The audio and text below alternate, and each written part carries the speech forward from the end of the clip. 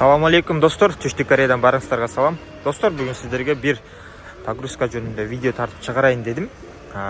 Ушуну сиздерге так толук кылып көрсөтөлү болушунча. Так, бүгүнкү составда 5 машина болот.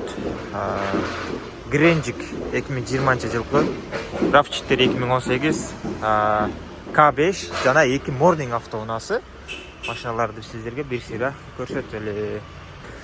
Гренжик автоунаасынын ички абалы достор 2020-жылкы, RAV4 2018, Kia K5 автоунаабыз достор 2018, Kia Morning 2017, Prestige комплектацияда бул достор. Акыркы унаабыз Kia Morning бул дагы. Так, Prestige комплектацияда достор. 2018, 73 000 пробег. Ушундай достор. 5 унаа жүктөлөт. Балдарды иштеп атканда тартпаш керек. Жүзүн ошол себептен кыска кылып эле тартып коебуз.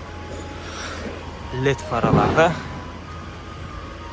машиналарды бир сыйра айтсак, контейнер менен барганда биздин контейнер 30-35 күндө жетип атат азыркы күндө. 2 ай мурда 45 күнгө чейин узарып кеткен болчу достор.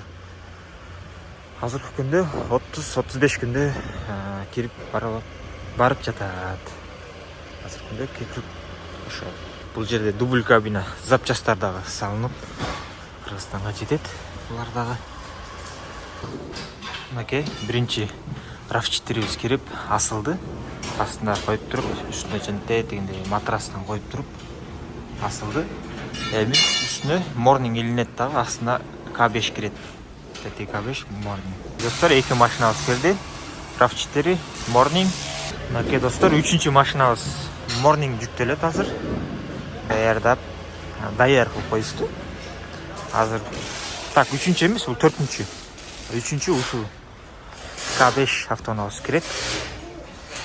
Андан кийин бул эң аягында.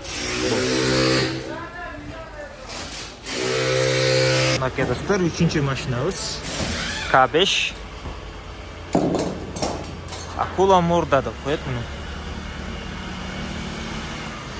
Андан кийин K5.